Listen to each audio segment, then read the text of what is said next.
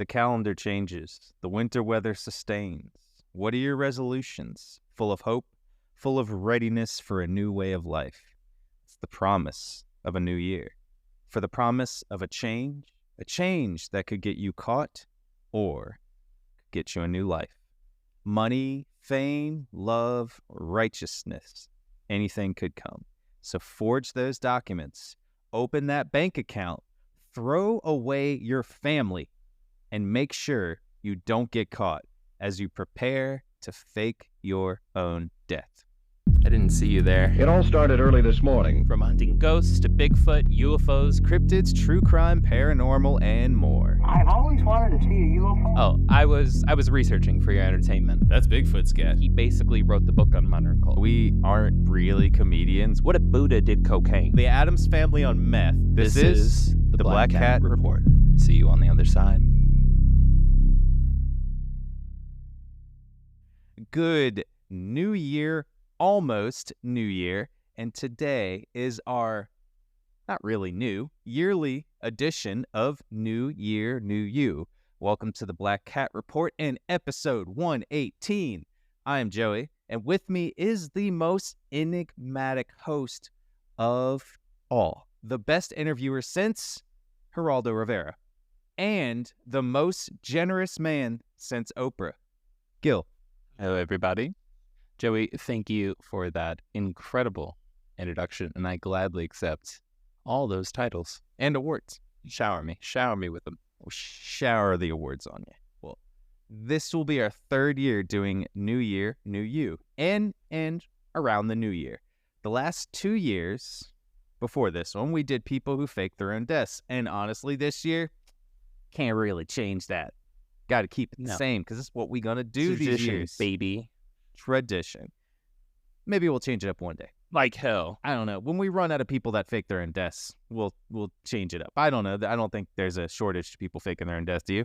At that point, we'll start making content for our episode. I like it. AI, baby. That's not what I mean, but all right. But yes. I mean, allegedly. Yes, AI.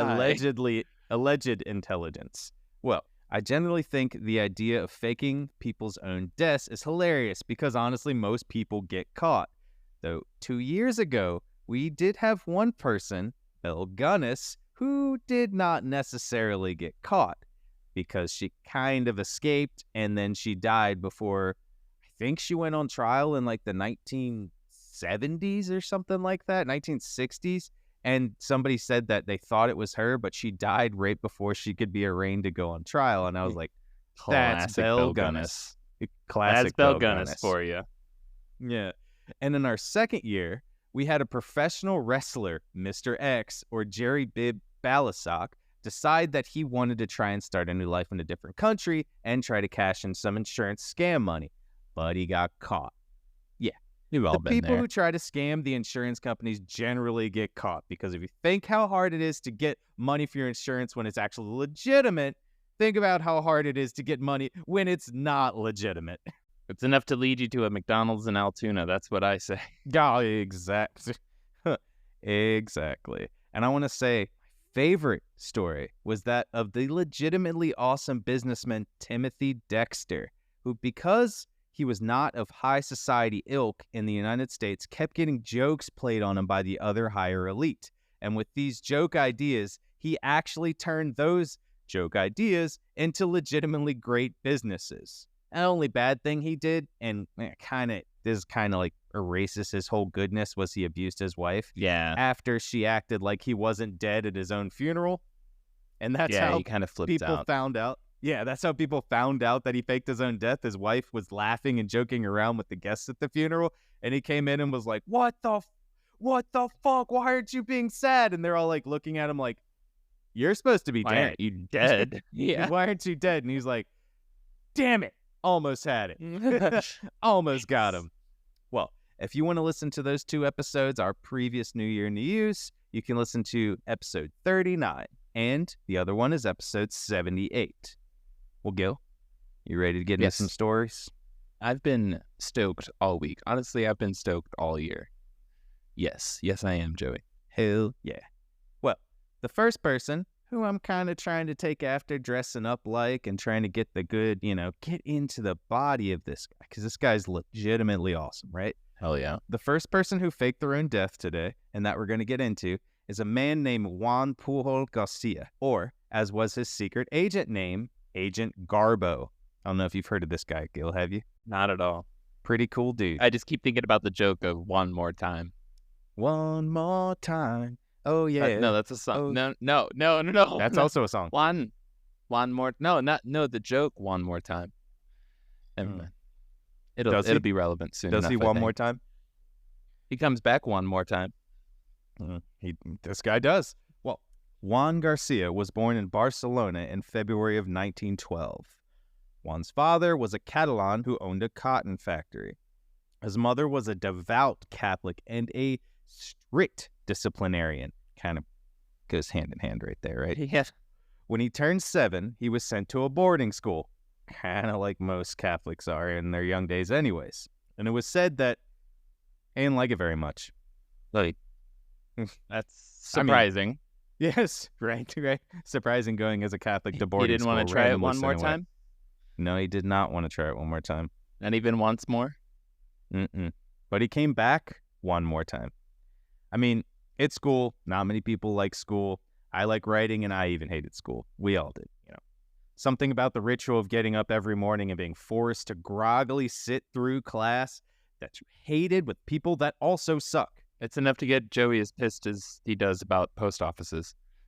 In a good way. I do like post offices in a good way. Yeah. Yeah, no. I should say not as pissed. It's enough to get Joey as passionate. Worked up. Speech. Yeah, worked up. That's right. Yeah. Worked up. Yeah. I mean, I love post offices. I even went down a rabbit hole of of looking up reviews of post offices. Start fast forwarding here. Yeah, you got to. Well, anyways, he was stuck at school. He wasn't allowed to leave. People were only allowed to visit him on Sundays, which in fact his father actually did. Every Sunday, his father came up, never missing a week, which is super nice. He'd bring him food. Yeah. He'd sit and talk with him, and the other kids, their fathers didn't come, and he was like, I'm just going to come hang out with the son. I like my son. The dad was pretty liberal, he was pretty liberal. He was pretty open-minded. He was a good person. He was like the opposite of the mom, who was like strict disciplinarian, strict, like, you have to do this. Everything is coordinated for you. This is your line. Yeah. Okay? Well, after 4 years of that boarding school, he eventually transferred to a new school, and he stayed there for 3 more years, which then he decided, again, this is not for me. I'm not a school-going person. He then left school and apprenticed at a hardware store. Kind of did like most of us in our 20s, and literally the 1920s, he bounced around from job to job, studying animal husbandry, running various businesses, and animal husbandry, meaning he didn't marry the animals. In the biblical sense. In the biblical sense, yeah. In the biblical sense. Because they were Catholics. They had to. They legitimately had to get all the animals married before. Oh, truth, yeah. The animals. Yeah. They had cute little dresses for the cows in there, and just be like, oh. Betsy. I picture Juan like officiating every single ceremony. He's just like, every time I say I'm not gonna cry, but God damn it, I can't. It's like I'm giving away my daughter. It's like I'm giving her away every time. My little doggy donor. Well as studying animal husbandry, he started running various businesses. He also worked at the cinema, just kind of odd jobs here and there, just doing random stuff. 20s, that's what it's for. Well, hey, you need a toothpick? Got a toothpick for you. Hey, look at that. Salt packet fell on the ground, and I got it. My name's Juan. 2 odd jobs. They call him Juan Jobs. All right, I'll see you later. Goodbye. It's just a card that says Juan Job. Juan Job. It's like, it doesn't even have a number to call. Doesn't even have one more thing. I don't know where to find him. I'll find you. It just says one more thing. Wait, what year was this? This is the 1920s. Okay, no, there we go. This is the 1920s. Damn, so this is actually during the Spanish Revolution, though. Right before it. Yeah, well, right on the fucking lead up with Franco and the Spanish Revolution. Damn, shit was getting trippy. Okay. So it was getting crazy. 1936 is when the Spanish Revolution happens. It was there was some real crazy stuff happening before. It It was was heating building up. up, but 36 is like the legitimate beginning of the Spanish Revolution in Went Texas. full on Spanish Civil War. Yeah. Exactly. Well, in 1931, his father passed away right before the Spanish Civil War. Kind of dodged that bullet. Well, his father left the cotton factory business to his sons, and he left them pretty well provided for. Honestly, he was like, here's a bunch of money. My cotton factory business is doing great. Here you go. Well, this would all be taken away during the beginning of the Spanish Civil War. Sounds about the right. country took it all away from him. They took the cotton factory and they divvied it out to everybody else, which is just kind of part of how the war was working, how everybody's doing. And it was just getting fought over. I kind of want to delve into the Spanish Civil War just for a second to give you the history of it. It's not a lot. Please do. Just because it's a huge thing that I don't want to delve too much into because I can make we can make 6 episodes about it. Yeah, we will.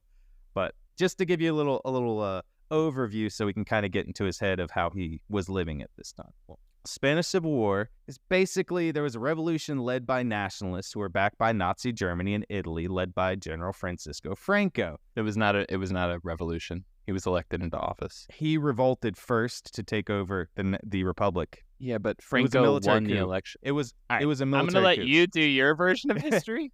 No, it's true. It was a military coup at first. And then the communists had to come back and try to take over. That was kind of what the anarchists and a few communists. They were anarchists, yeah. They were a majority. Yeah, sorry. We're gonna fight on this because this is it. This is one of the biggest things in anarchist history was a working, functioning anarchist society. It was around for 3 years until Mussolini, Franco, and Hitler all teamed up to destroy the fuck out of an anarchist region of the world that was actually functioning incredibly well. There was a region in there, yes. The first part of it was, but the Republic was the original people who led. The Republic was the beginning was Spain right after the monarchy fell and everything.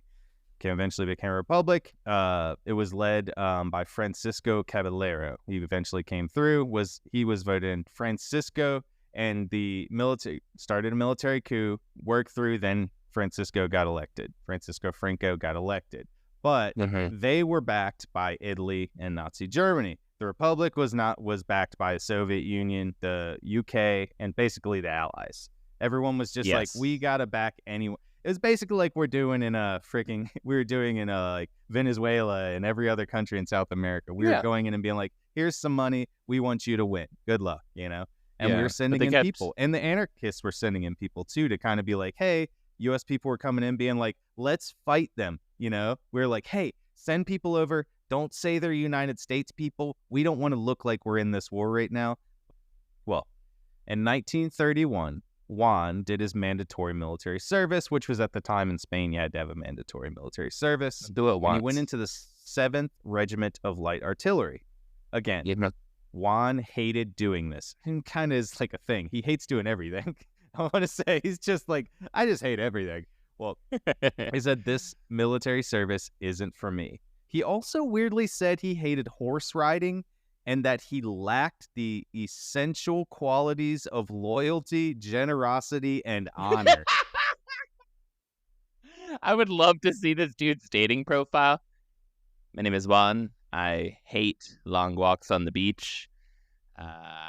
Chocolate, I hate chocolate. Vanilla, I hate vanilla too.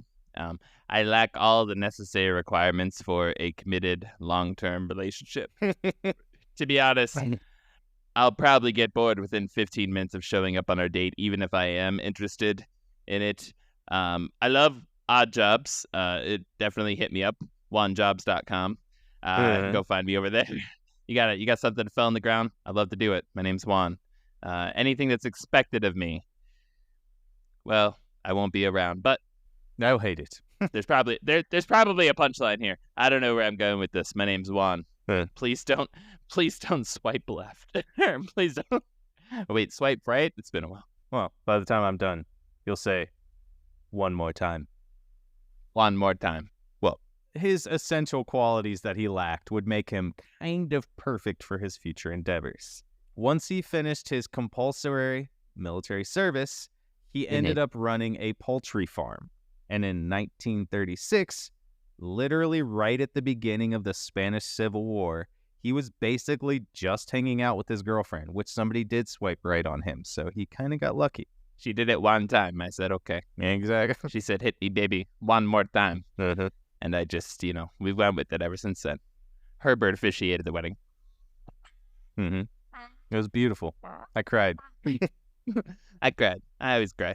Well, he listened to the radio, basically, like everyone was doing at the time, finding out all the news, hearing that literally neighbor were killing neighbor. And not just because of their viewpoints in the war, but because some people just wanted to settle old scores. And it was huge. And like you just talked about earlier about the, like the anti-fascists going in and stealing the guns of all the fascist supporters. It's like, it's true. But a lot of people were like, damn, I don't even support politics, but I fucking hate my neighbor. I don't think anybody would notice if I killed him. Pretty much. Well, I mean, like, a country doesn't get to the point of open rebellion and revolution without there being some tension amongst folks. Exactly. And that's just, it doesn't matter where or when it takes place in history. Like, there's not an open rebellion unless neighbors are pissed at neighbors. So, that's just what you need. That's the main ingredient. Exactly. You got to get people to hate each other. He was really scared because, as he said earlier, shit, he hated the military. He fucking hated being in the military. I mean, and to be honest, he hated doing a lot of things, but he really hated the military. Mm-hmm. And the Republic Army called up all officers. And which is funny because he left the military as a lieutenant, even though he hated it. He went through one course and they said, if you go through this course, you can become an officer. And he was like, well, I'd rather be an officer. Yeah, exactly. I'd rather be an officer than just regular enlisted men. So, yeah. Well, because he hated the military and he didn't fit in there, he decided to go on the run. And he just left. He deserted, basically. Deserted the Republic Army because they called everybody up. And not too long after that, he was arrested by the Republic Army because he deserted from the military. Hello, my name is Twice. Who? I'm only going to say it once. My name got is him. Twice. We got him. Damn it. Well, after a few months of sitting in jail waiting to be freed, he was eventually freed by the Socorro Bianco, who were the anarcho-syndicalist trade union, who had forged his papers to show he was too old to serve in the military, which also the anarcho-syndicalist trade union were going in and freeing so many. Basically, they were going in and freeing political dissidents. It's kind of funny you put that in quotations because both sides had their dissidents, and they would free both sides because they were like, well, if you're throwing them in jail, they must hate them, and they would go back to the other side, the Republic side, and be like, well, they're in jail, we got to forge papers for them too. So they were going and just trying to help as many people as they can because some people are like, I don't want to serve in the military. Not a military person, thrown in jail. It's kind of how it works in a civil war country. The moment, straight to jail. Well, they also eventually saved his family too because they had also been arrested and treated terribly. Well, he was in terrible shape because he was in hiding for so long after he got freed from jail. And he was treated, honestly, pretty badly by both sides of the war. Yeah. Because one side, the Republican side, had put him in jail. And the other side was also seeking him out to try and kill him or also put him in jail. So he was just on the run from both. Yeah. He couldn't go anywhere. So he got stuck in a hotel room. The anarcho-syndicalist trade union put him in this little hotel. And they were like, okay, sorry, bud, but you can't leave. They know your face. Yeah. People are looking for you. Both sides are looking for you. We're going to get you as much food as we can. Well, he got super sick sitting in this one because he couldn't go anywhere. He couldn't go outside. He couldn't exercise. And he lost 20 kilos, which is a lot of weight. And so he's deathly sickly. Yeah, it's like 50 pounds, isn't it? 20 kilos? 50, 60 pounds? Because 2.2 pounds in a kilo. Yeah, about. Yeah. So 2.2 times 20. Yeah, it's a lot of weight. Yeah. In 3 weeks. Which is crazy. Fuck that. Well, he decided he was like, hey man, F it. Yeah. He's actually going to do some good in the world. He's like, screw this. I'm tired of just sitting here. And so he goes, I'm going to hatch a plan and try to get to France, right? Because he's like, I need to move. And this is still before World War II started. So Germany is still being Germany, and they're just posturing Nazi, or Hitler's consolidating his Poland's power. starting to sweat just a little bit. Poland's starting to sweat. They're looking at both sides of them, and they're like, I think that Hitler made a pact with the Soviet Union. Hitler and Stalin made a pact. Yes. That's probably not very good. Yeah, that's not very good. We're screwed. Yeah. We're right in the middle. Yeah, we're screwed.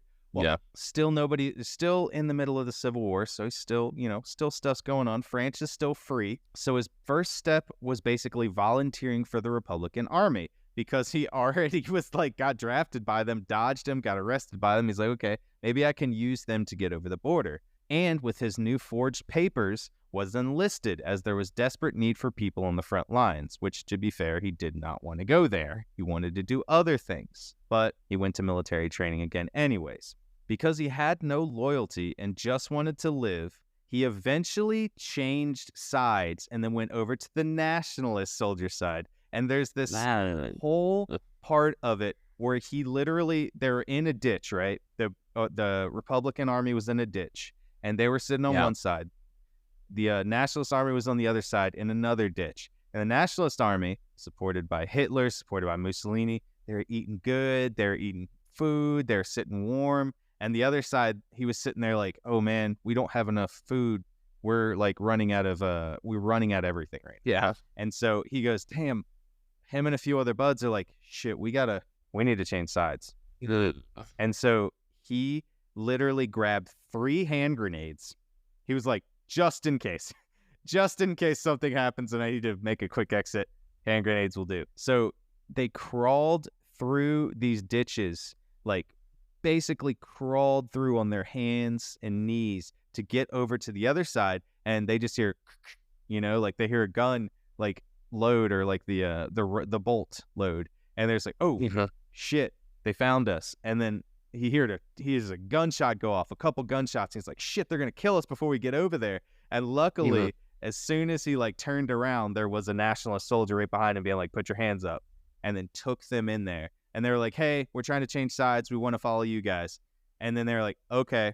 They gave him a bunch of weird. They gave him a bunch of food, and they were like, oh shit, food. And they like scarfed the food down. They're like, damn, we haven't had food in like a couple days. And so they're like, oh God, we're all good. They get tortured to get information, and they're just like, fuck, we said the wrong thing. But eventually, after like, I think it was after a week, the nationalists were like, are you really sure you want to change sides? Like, we're going to put you in our army. We also need people to fight, and we don't really care. Yeah. You're just going to die anyway, so it doesn't matter. So they took them into their army. They got stuck in the army right on the front line. And what's funny is he actually survived the war fighting for the nationalists. So he got lucky. All of his other friends died, though. All the 3 other friends, they ended up dying on the front line. This kind of goes along the line of, remember how I said that, he said he was never loyal. So yeah, you gotta kind of be a shitbag. Those are also like hugely different ideologies. Yeah. Like the diametrically opposed ideologies. So to just go over there for some ramen, even if you are starving, you weren't down for the cause to begin with, man. No, he didn't care about it. Well, it said something that he already had dodged the war. Yeah. He already tried to dodge it in the beginning, got arrested, then went in there because he needed money. Even when he dodged the war on the anarchist side, they were still like, we'll put you up in a hotel room and take care of you, bud. Because the anarchists were like, we're against political persecution, so even if you're against us, we still respect you. Just kind of stay out of our fucking way. No, and it's true. Like, he just didn't care. And that was what he described himself as. Fascists are like, what color do you like? Blue? Get in jail. And they're like, what the fuck? Actually, yes. That's the funny part. Well, what's crazy is that he just didn't care. And he spelled it. It was so true. And I guess it was a lot of self-awareness. He spelled it out himself. He said, I have no loyalty. Fuck that. Jesus Christ. I mean, I appreciate the fact that he was conscious enough to know that about himself. So, exactly. So at what point does he need to fake his own death? We're getting there, buddy. He had actually fought on both sides of the Spanish Civil War And he literally did not Fucking fire loser. a single shot. What? Yeah, he just got lucky. Never had to. Never wanted to. Okay. Well, we're going to fast forward 3 more years after the Civil War. We all know Okay. he survived. Well, on September 3rd, 1939, Mhm. obviously we know Britain declared war on Germany. And Juan thought this was my chance to do something good because as much as he was like, I don't care about the Civil War, he actually hated Nazis, What? which was one of the unifying things of the world for the most part, except for Italy and Japan. But we'll carve out for those two. And some of the other Germany. countries that kind of just were like, hey, you can come in and kill all these people for us. Anyways, well, hating the totalitarianism of Hitler and honestly the war-torn Spain, he decided again, because he never made it to France. His idea was to get in the army and then cross the border into France. Never got there. He goes, I still got to get out. He eventually got a passport to get out of the country, out of Spain to Portugal. And he's like, that'll do. At least I'm out of Spain. Yeah. Well, he spent 2 years in Portugal and he got married. He had a few kids and he seemed to rebuild his life right after they had all been in jail. They kind of got settled down, but he was still bothered by this psychopath Hitler, as he called him, which a lot of people called him. Well, in January of 1941, Juan arrived in Madrid with a fake ID. Another one. He's really good at getting fake IDs. Thrice. Thrice, yes. He went to the British embassy to try and get a job as a spy. The British officials basically said, nah, Get away. they basically turned him down. They turned him down in the most corporate way possible. They literally sent him to different people in the embassy to talk to get a job as a spy. And the other person would be like, I'm sorry, you don't have the right paperwork to get here. You have to go to this person. And they'd send him to the next person and send him to the next person. They basically were the DMV of embassies. Oh my God. And they just kept sending him to different places. And he was like, I'm like literally trying to help you. I can help you. But they're like, no, I'm sorry. They made the right call. Well, unfettered, he decided to say, F it again, like he did before. I'm just going to do it myself. Oh my God. He created basically an identity for himself as a pro-Nazi Spanish fanatic and started creating fake British agents as his spies in London. He met with a Nazi agent in Spain that gave him money, passports, stuff to start a phone, a decoder, and pretty much anything he needs to start his spy agency. He got 600, I think it was Deutschmarks at the time, to basically start his spy agency and to pay all these people. Yeah. He played it. And they were like, all right, Nazis were like, you're going to move to London and you're going to spy on the British for us. And instead of doing that, he just went to Lisbon. He's like, fuck that. I got some money now. And then he started creating fake reports, created fake names, and used a London guidebook to lie to the Nazis. It's kind of incredible. Can you tell us about what is going on in London? It appears as though the London Bridge is falling down, falling down, falling down. London Bridge is falling down, falling down, falling down. That was basically it. And he was... It's like not even a British guidebook. It's like a book of like British children's like nursery rhymes. Yeah. London Bridge is falling down, falling down, falling down. Falling down, falling down, falling down, falling down. Mm-hmm. Literally. They were so happy with the stuff that he was giving them. They didn't even try to like actually have any more spies in the area. They said he's doing such a good job. These guys are really good. Yeah. But what's funny is that he literally was going through and saying like, this person is not going to, oh, why didn't they show up? Weren't you notified of this like major troop movement? My guy got sick. And he just literally came an hour after I'd sent my last message. And they're like, oh, yeah, that makes sense. Such happens. Yeah, y'all really need to work on your healthcare. Yeah, we do. We totally do. Yeah, y'all, everybody's getting national healthcare. It's like the one thing we can all agree on, right? Yeah. Yeah. Literally.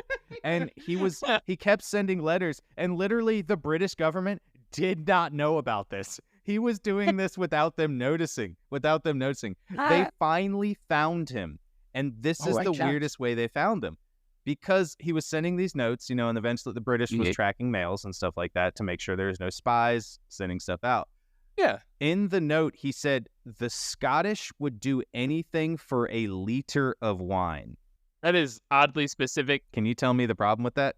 Yeah, the Scots don't drink wine. Everybody knows that. No, they don't use liter. Oh, yeah. Well, they use imperial. My stereotype of the Scots. The Scots don't drink wine, okay? If you're Scottish and you're listening to this, write us. Contact at blackcat.report. Let us know if you drink wine. See, that's where it's kind of fishy to me. Yeah, that's why they found out. They were like, wait a second. Scottish don't use liter, so it doesn't make any sense that you're saying this. And they're like, this is weird. And they found out that he had actually made the Nazis go try to attack a ship movement that didn't actually happen. And they were like, how did this happen? Like, literally the Nazis were out in the middle of nowhere while we're moving our ships the other way, and they didn't know what happened. It was this guy. He did it. They found him through this letter, and they're like, shit, this guy's actually good. Where did he come from? And he's like, I've been trying to get to you. Yeah, I've been trying to get to you. Well, he was a beast. He wrote 315 letters by himself, averaging 2,000 words apiece. He got another one in from Sylvan. What does it say? It says, the Humpty Dumpty sat on a wall. On a wall? On a wall. And then it says, the Humpty Dumpty, he had a great fall. Oh, that's really nice. He had a very hot summer. I'm glad he took a good fall off. No, it's not like that. He fell down. Oh, that's terrible. Do they have healthcare over there yet? Yes, they're working on it. He was so good that the Nazis eventually gave up their Enigma key to him.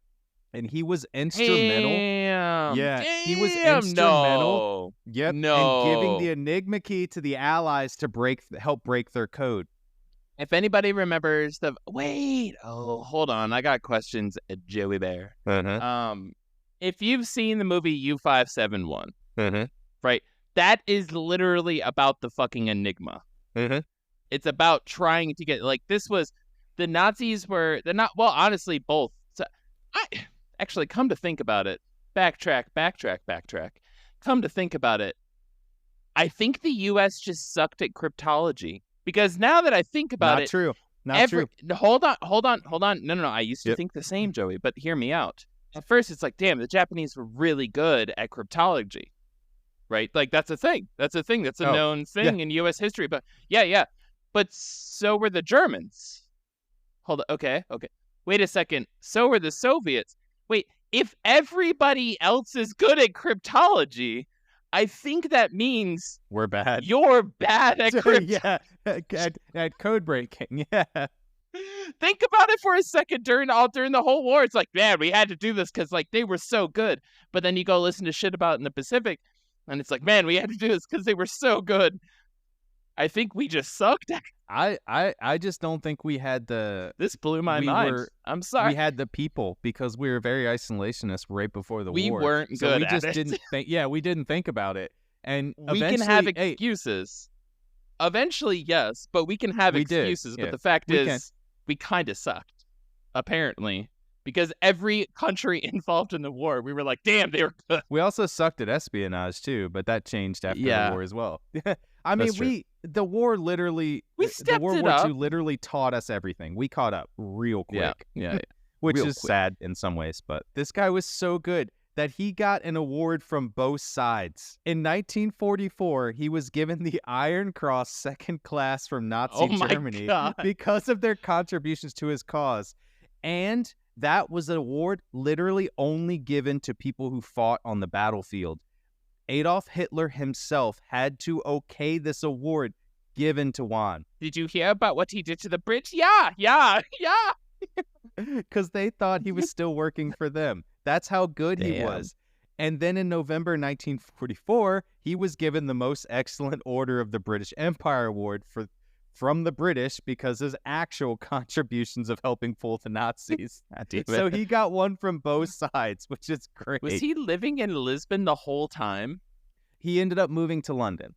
Okay, so okay. I thought the whole time he's just in this like tropical paradise, and he's just like, this is great.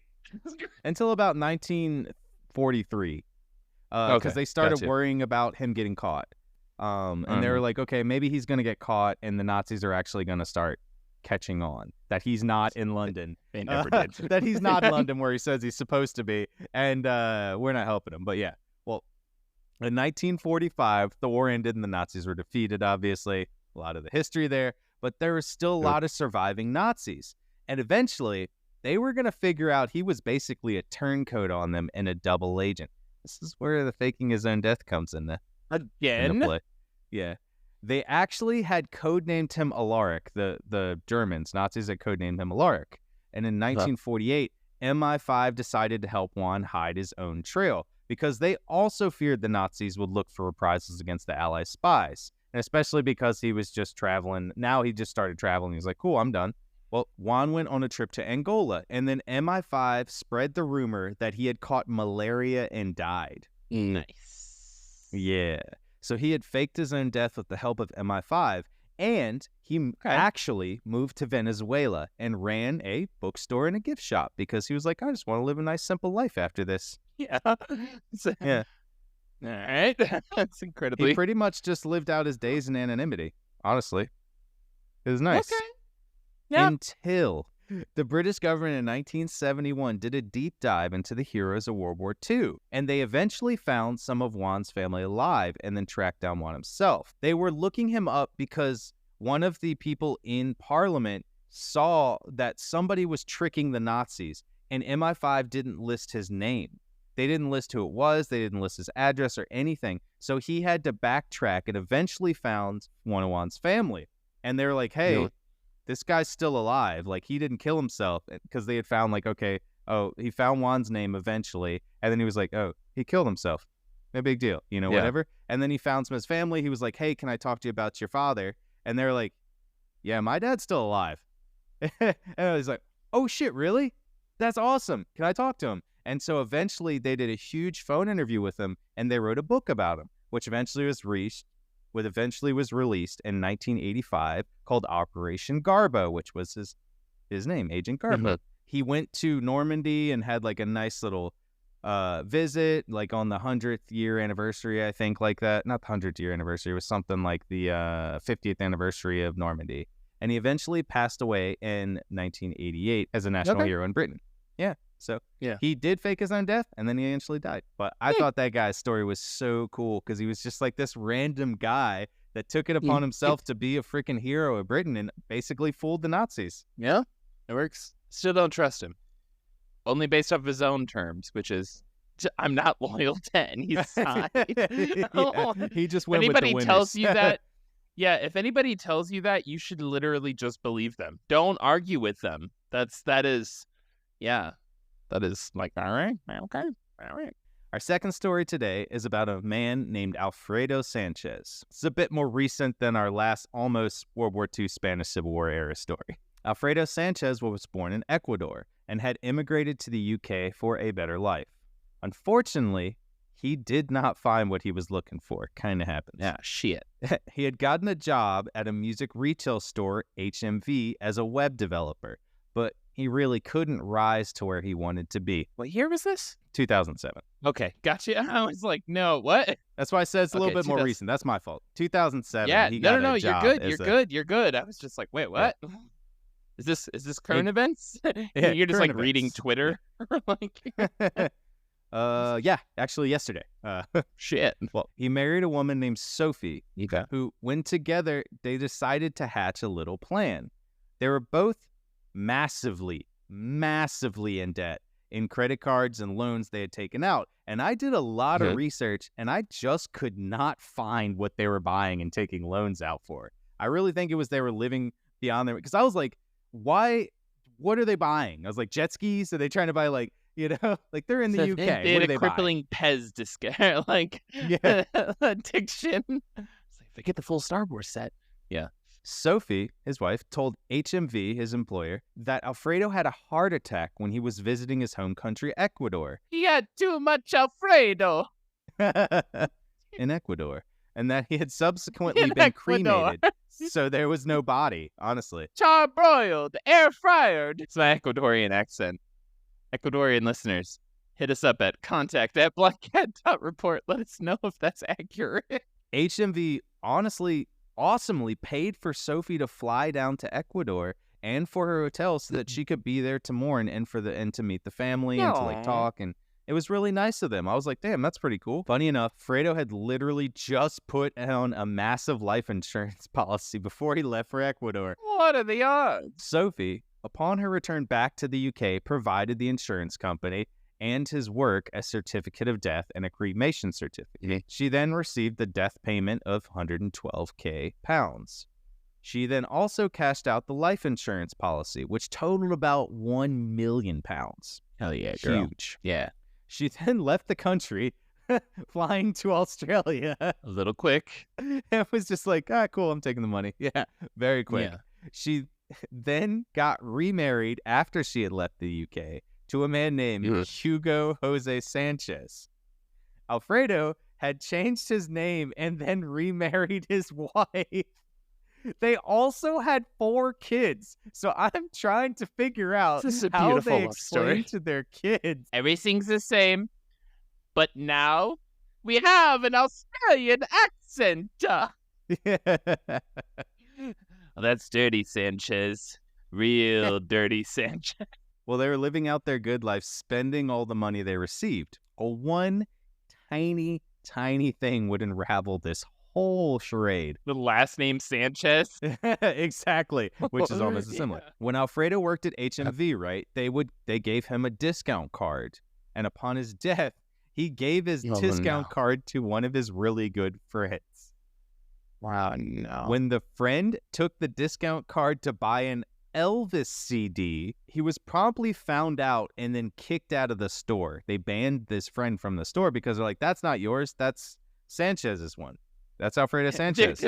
There's like a small memorial in the background with candles that are lit, and like there's still a bunch of like tissues and a trash can next to it. They're just still mourning their loss of their web guy. Yeah. Literally. It's like, man, seriously though, like every time every time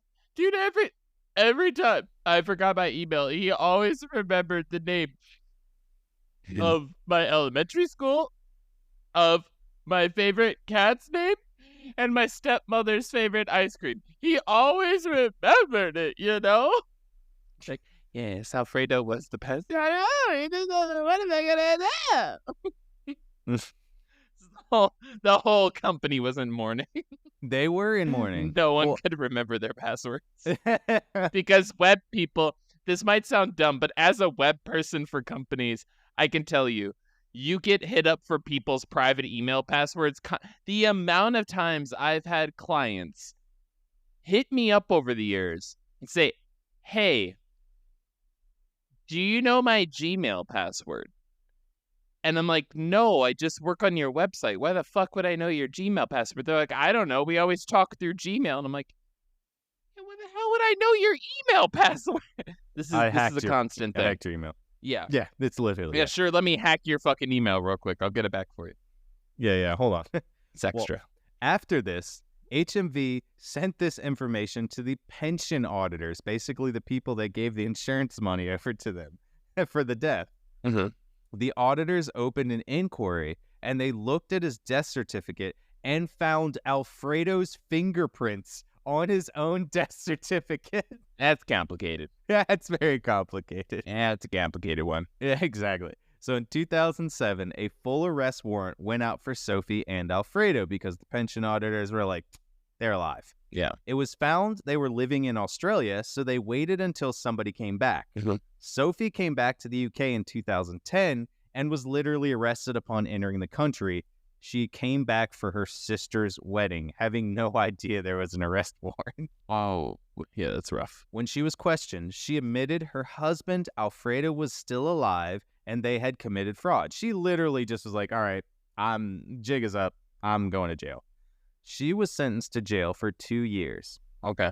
Meanwhile, Alfredo just lived it up in Australia for a few years, not caring about his wife being in jail. He lived it up with their 3 kids, and was like, I don't care. It's fine. No big deal. Alfredo opened up a tattoo shop that was eventually firebombed 2 times because of biker gangs, and he had to close down.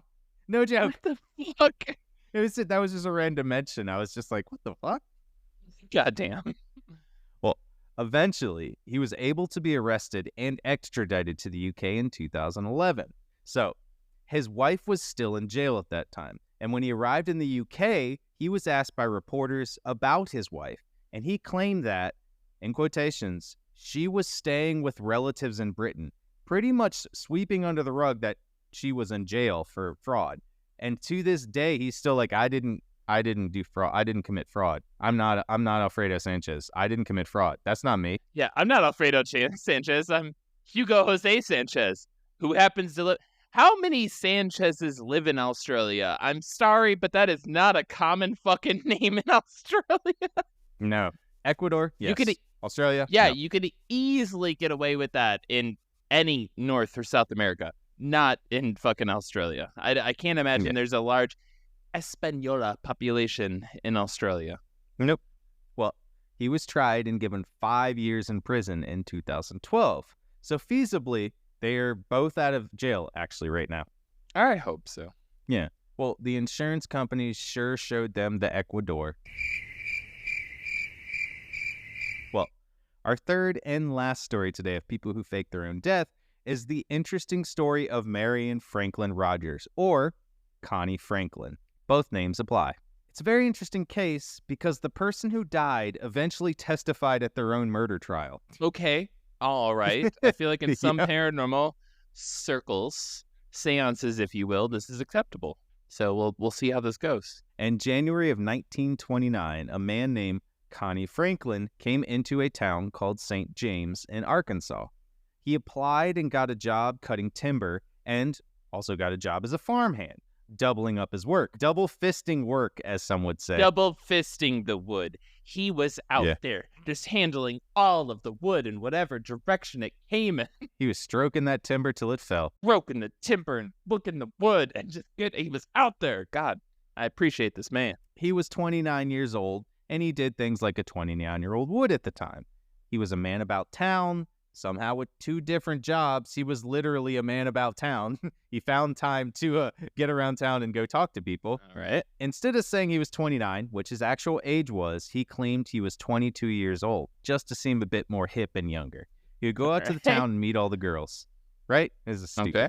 But he fell in love with a 16-year-old girl named Tilla Ruminar. This is problematic. Yeah, a little bit. I mean, 1929. It is problematic now. Wasn't problematic then. Yeah, Terrible. honestly, back Yeah. then she was basically a spinster. Like he was just Yeah, like, yeah. "You're lucky I'll date you, 16-year-old," because frankly, like, is that a gray coming in over there? Ugh. God, if it wasn't for me faking being 22, then you would be out of luck. Mm-hmm. No, that was Yeah. just dust on my shoulder. Oh, it looked like a gray hair. Literally, in the same year they met, they decided Mhm. that they were going to go to the Justice of the Peace and get married. Okay. It's like a whirlwind romance, right? Yeah. Well, they met in January, and this happened in December. Yeah, you're right. Well, while they were on their way to the Justice of the Peace, they were waylaid by local ruffians. Hubert Hester, Herman Greenway, Joe White, and Bill C. Straight Eye Younger were the alleged ruffians. These are 100% names of local ruffians. Yeah, literally, yes. See, it is. could you go down that list again? Like I am picturing baseball cards with each one of these people's faces on it. Yeah. What are their I'll names stop again? right after I name one of them. Hubert Hester. Hubert Hester. I've got nothing to say. Yeah. These are just ruffian names. Herman Greenway. Mm-hmm. Joe White. Obviously, a racist ruffian. Yeah. He is the most racist out of that group. And Bill Obviously, C. yeah. Straight Eye Younger. Straight Eye Younger. Mm-hmm. He's the old guy, Yeah. I think. I feel like he's the oldest guy.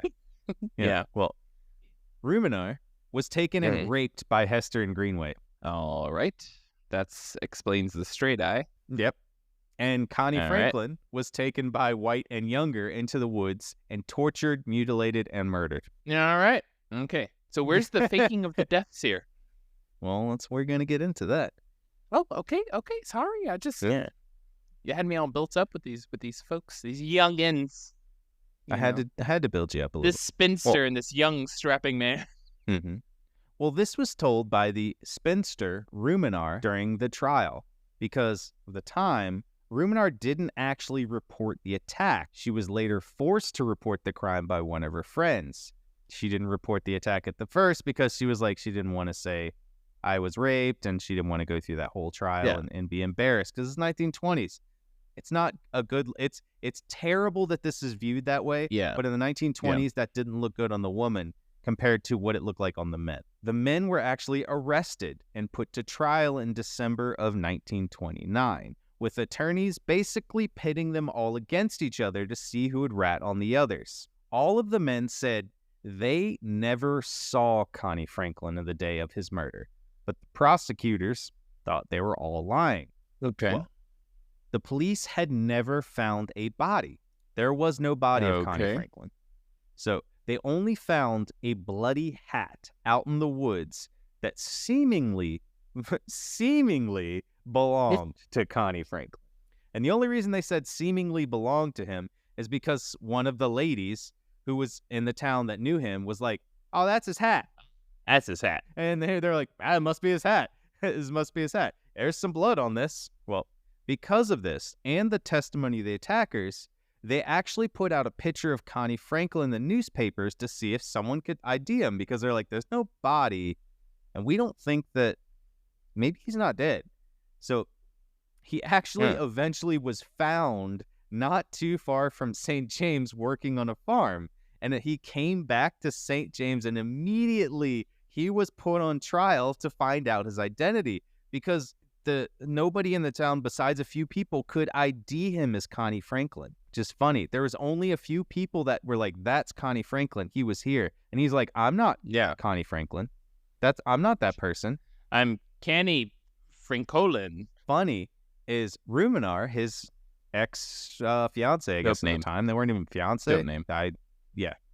Ruminar testified that he wasn't Connie Franklin. She looked at him and she's like, nah, it's not him. That ain't him. They had found he was claiming to be Marion Franklin Rogers was his name. Why do people always keep a part of their real name? I know it helps with like name recognition and shit, but like you can't leave your name as Sanchez when you fake your name and then move to a country where you are literally the only Sanchez. Exactly. Like that just doesn't make sense. People, this is why we do these yearly educational episodes. Honestly, this is a public service. We're trying to say, hey, we get it. We know that you've had a long, hard year, and you're looking at the New Year's resolutions that you're making up. And you're like, God damn, this fucking sucks. And like, I didn't do it last year or the year before, but I know I should put it on my list for this year. And you're just kind of looking back. Look, before you get very desperate, remember there is a healthy third option, which is fake your own fucking death. It's not illegal. Right. It's not. It is, as It's Joey literally has not. always said, it is literally not illegal to fake your own death. So you should do it. Buy our program by joining our Patreon. It's true. Patreon.com/Black Cat Report. You Thank can you. learn how to fake your own death. Great way to sell it. Well, during the trial to figure out whose man this was, because basically they had to stop the trial in general against the waylaid ruffians. They had to stop that trial and be like, wait a second, we got to figure out if this is Connie Franklin, because if it's him, these guys are not guilty. And they're like, shit, we got to stop this. So they kind of stopped that whole trial, brought Connie Franklin in quotations, Connie Franklin in, and they put him in the stand, put him in the area, and they said they brought up bones that were found in the woods. The medical examiners said these weren't his, and they couldn't even say that they were human. Really hope it was some fucking like KFC chicken. Look at these bones we discovered. It's just like clearly a KFC tub. There still seems our scientists have been doing the best work they possibly can to remove this delicious delectable honey-covered buttermilk biscuit from the bones Really? that we discovered in this box here. Fun fact about bones. So, like, they're a huge practice of, and God, to bastardize this a whole bunch. No, come after me. All right, just appreciate the obscurity, folks out there that practice it. But there's a heavy practice of Santeria in Tampa, Florida, and in the surrounding area and all over Florida. And there was always this funny game that we would play as, my friends and I when I lived there, which is when we go down to creeks and rivers and you would find chicken bones all over by a creek and river. You never knew if somebody was actively practicing Santeria or they had just eaten KFC. Wow. You're like, if Quite a I difference. touch that, I'm cursed. Or maybe somebody quite a just difference. got the 5 for 5 deal. I can never tell. Huh. But curse is worth it. I'm cursed. Curse I'm is worth fucking it. cursed. Yeah, Curse is shit. worth it. Yeah, I'm Yeah, cursed. Curse is worth it. I'm Yep. cursed. Yeah. Mhm. Exactly. Well, eventually, Connie Franklin, or his real name, Marion Franklin Rogers, started testifying that he was indeed one and the same and that he was not murdered. Okay. He was like, I'm just okay, you got me. Connie Finally. Franklin. I know that in court they did it this way where it was just like they just kept bragging up Connie Franklin, where they're like, are you the same Connie Franklin who is presumed to have a 25-inch ultra super thick cock, has made love to more women than God has ever seen, and has turned more virgins into happily wed single mothers than any man alive? Are you the same Connie? It's like Literally, yeah. going down the list. Whose identification of colors is better than any man's on the planet? Are you the same Connie? That's who me. once That is me. saved a building? I am one and the same. And he's like, finally, okay, all right, you guys, I am that Connie. I am that Got him. guy. Got him. I knew it. Judge, throw the book at him. We knew it. Well, what's funny is the prosecution and the defendant, the lawyers, they were brothers. Well, he claimed, Connie Franklin claimed that during the evening that Ruminar was taken and raped, he had been out drinking with the defendants on the day of the murder and had fallen Okay. off his mule. That'll do it every time. He had not seen Ruminar until the following day, and that day Ruminar came to Connie, or Marion, and said she wanted to move the wedding farther out. After that, she was like, I don't want to get married. Let's move it out. I'm like getting cold feet in a way. He said, if you don't marry me right now, you will never see me again. To which she said, goodbye. And then he immediately left town. Okay, bye. Yeah. Okay, a red flag. Literally, red flag. Yep. I respect her. I respect her Yeah. for just being like, all right, fuck you. She set her boundaries, and he was like, well, I want what I want. And she was like, What? I don't want that, so goodbye. Bye. Yeah, he was like, all right, have a good one. Well, Oh, shit. That was a with healthy this ending. new testimony, the original trial, which was for the murder of Connie Franklin, came back with a verdict of not guilty for all the men. And to be fair, I don't honestly know what happened with the rape of Ruminar, his fiance. Literally nothing happened with that. There was no trial. There was nothing that Yeah. came up about it.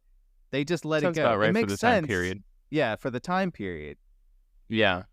And it's terrible. Well, they started researching into this guy, Marion Franklin Rogers, right? They're just like, okay, we kind of got to find out who this guy actually is. They found matching military records that said he had been drafted into the military in 1926. Okay. Kind of funny. Then subsequently, 5 days later, he was admitted into the Arkansas State Mental Hospital. All right. This is not going well. No, he escaped from the Arkansas State Mental Hospital 2 weeks later. Oh, God. I'm sorry, people of Arkansas. You've been through enough. Yeah, he went to the town and then met her. That's not all. Nope. Because before he went into the military, well, and still throughout this time, he was actually married and had 3 children who he also just abandoned. That was like a thing for men for a really long time. I mean, it still happens. Yeah, I know, but it's like it's not at the same level It's just kind It's of easier to like get away with it then. Now they track you down. You can be tracked down much easier. yeah. Now people have to get on Facebook. Honestly, just Yes. don't get on Facebook. Yeah. You'll be fine. And that's how he found himself roaming the streets of St. James, Arkansas, and faking his own death. Hell yeah. Thank you for listening to New Year, New You, Volume 3. 3. New year, new me. Yeah. As we go into 2025, and honestly, Gil and I cannot wait to get into 2025 because this year has been kind of shitty, to be fair. Yes. Jesus Christ, this year is fucking sucked. With whatever the new year brings, Gil and I have so many new things coming for you. We want you to, please, because we're literally giving away so much shit for free, join up on our Patreon. We got so much awesome perks. We have so much we want to give to you. Seriously, it's free. You don't have to pay anything. You really don't have to. We have so much cool stuff that's specifically just on Patreon for free because we just wanted one place to where we can contact and build a community through, and Patreon's the easiest way to do all this stuff. So me and Gil decided we're fucking tired of coming up with 15, 20 different sizes of a video, styles of video, hashtags, just to put it on something for the one person we found on Blue Sky, for the 10 people we found on Instagram, you know? Like, if you guys come to us, you get all this cool stuff. It's much easier there anyways. It's an easy app. They're really editing the app and making it really, really nice. And we love it. We're just trying to get everybody in one space, and you can come chat with us. Gil is almost literally on the app talking to people probably 24/7. That's something I wanted to say, man. And thank you for bringing that up. Yeah, so we actually use the community chat feature that has popped up on Patreon as of, I think, like a month ago. Popped up on there. We're so glad for all of our early adopters. This is a thing with the new year, new us, is that we are pushing everybody towards Patreon for all the reasons that Joey outlined. But the main reason that we're trying to get you all there is because, hey, if you're listening to this episode now, 5 months from now, 10 years into the future, and you hop onto Patreon, we're going to be there in the chat. That's the reality of it, is you can hop on, you can chat directly with us. Let us know what you think about this episode. Let us know if you're... Oh, I can't touch soft things or else I lose my voice. It's a cat toy. Anyways. Where was I? Anyways, enough about Community Patreon chat. and all that jazz. We got some cool shit coming up. We have a lot of things that are Patreon exclusives. Sorry, I had to say it one last time. You guys are the best. Really hope that you have a fucking fantastic new year, new fear. Yes. And all the great and good things and some of the bad things, but we hope you get incredible lessons from them. Love y'all. We love you. Bye.